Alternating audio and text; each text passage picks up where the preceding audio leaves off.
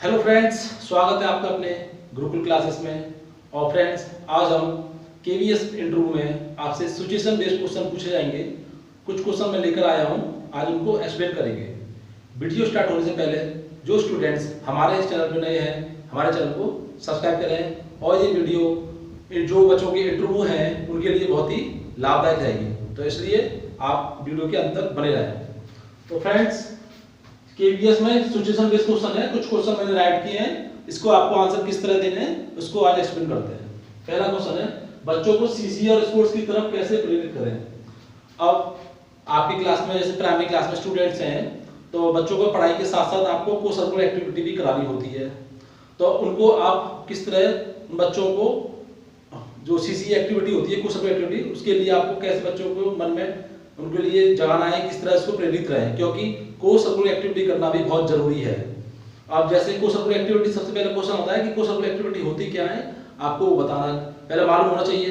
तो को circular activity होती है जैसे कि ड्राइंग्स वगैरह करते हैं बच्चे, स्पोर्ट्स में, सिंगिंग में, डांसिंग में पार्टिसिपेट करना चाहिए।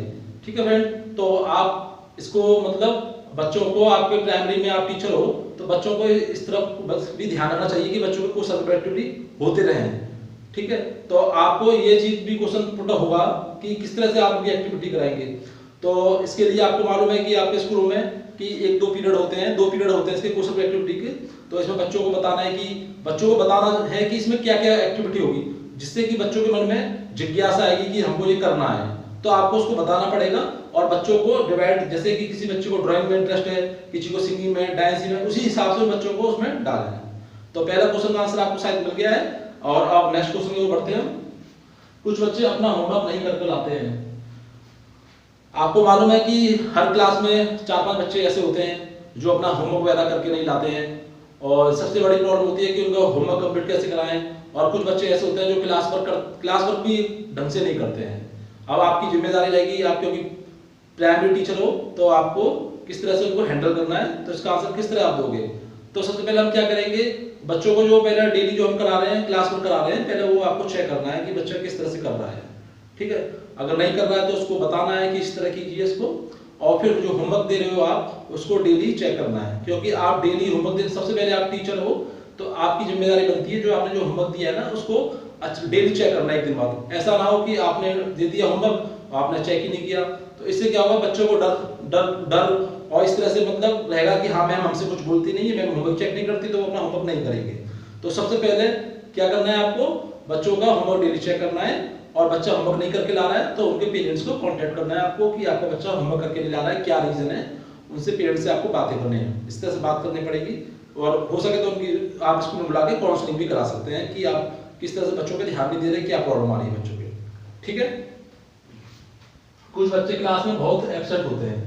ये समस्या भी बहुत बनी रहती है क्लास में कि बच्चे बहुत एब्सेंट, मतलब कुछ बच्चे रेगुलरली एब्सेंट रहते हैं ज्यादातर। तो उनका क्या रीजन है, तो पहले तो आपको रीजन फाइंड करना पड़ेगा कि क्या रीजन है, बच्चे एब्सेंट क्यों हैं। और उनके घर का वो भी देखना पड़ेगा, एनवायरनमेंट उन बच्चों का कि किस तरह से, क्या ऐसा एनवायरनमेंट तो नहीं कि बच्चों के लिए पेरेंट्स उस पढ़ाई को लेकर, शिक्षा को लेकर जागरूक नहीं हो।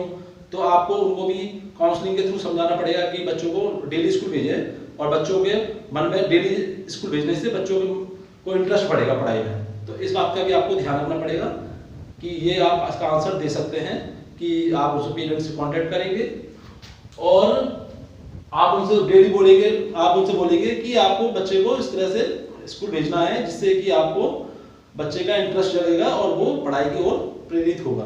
तो ये चीजें आपको इस तरह इसका आंसर दे सकते हैं। अब सबसे बड़ी समस्या आती है, कुछ बच्चे गाली है कुछ यूज करते हैं, यूएबीसी देते हैं, गाली देते हैं। तो सबसे पहले तो उनका एनवायरनमेंट ही देखना पड़ेगा। और 3-4 बच्चे क्लास में ऐसे हमेशा आपको पाए जाएंगे। तो आपको क्या करना पड़ेगा कि जो 3-4 बच्चे हो, उनकी जो एक साथ ग्रुप बन जाता है, उन बच्चों का ग्रुप तोड़कर आपको, जैसे अच्छे बच्चे होते हैं उनके साथ आपको बैठाना स्टार्ट करना पड़ेगा और उन पर थोड़ा सा कड़ी नजर रखनी पड़ेगी। इस तरह से क्या होगा, वो ग्रुप में बैठे अच्छे बच्चों के साथ कंपनी में हो जाएंगे तो उनकी आदत छूट सकती है। अगर फिर भी नहीं सुधरती है तो आपको फिर क्या करना पड़ेगा, पेरेंट्स को कांटेक्ट करना पड़ेगा और उनको आप बताएंगे कि घर का माहौल है, क्या ऐसा क्या परेशानी है कि जिस तरह से कहाँ से सीख रहा है, उस बात को आपको पता लगाना पड़ेगा, तब जाके उसके ये खत्म होगा। ठीक है फ्रेंड्स, और बच्चे क्लास में शोर मचा रहे हैं। अब ये सबसे बड़ी कंडीशन आती है, आप जैसे क्लास में एंटर करते हो और बच्चे क्लास में शोर मचा रहे हैं, बच्चों का किसी तरफ आपकी तरफ ध्यान नहीं है, तो आप किस तरह से उनको अपनी तरफ अट्रैक्ट करेंगे। तो आपका सबसे पहला तरीका ये, आप क्लास में एंटर हुए हैं, थोड़ा सा लाउड साउंड में बोलेंगे आपके हेलो स्टूडेंट्स। तो क्या होगा, जो सब स्टूडेंट्स या चिल्ड्रंस जो भी होंगे सब आपकी तरफ देखेंगे। तो इस तरह से आप पढ़ाना अपना स्टार्ट कर सकते हैं। और दूसरा क्या है, आप इस क्लास में एंटर होते हैं, बच्चे करें तो आप क्लैपिंग करके कर सकते हैं। हेलो स्टूडेंट्स, हेलो चिल्ड्रंस, आज हम आपके लिए ये गेम कराएंगे। तो इस तरह से एक्टिविटी कराएंगे तो बच्चों का ध्यान आपकी तरफ हो जाएगा, फिर आप पढ़ाना स्टार्ट कर सकते हैं इस तरह से, ठीक है। और नेक्स्ट क्वेश्चन है, आप कुछ बच्चे गंदी हैंडराइटिंग में काम करते हैं, उनकी हैंडराइटिंग कैसे सुधारोगे। सबसे बड़ी बात है कि हाँ, ये प्रॉब्लम आपको बहुत पाई जाती है कि क्लास में बच्चे मतलब हैंडराइटिंग ठीक नहीं होती है, उनकी साफ हैंडराइटिंग नहीं है, और किस तरह से वो मतलब उनकी आपको हैंडराइटिंग सही कराना है। ये आपके लिए बहुत बड़ा चैलेंज है कि आपको हैंडराइटिंग को ठीक कराना है। देखो इसके लिए क्या है, डेली बच्चों को एक पेज आपको राइटिंग देनी है, जैसे हिंदी राइटिंग, इंग्लिश राइटिंग जो भी खराब है उसको डेली एक पेज देना है।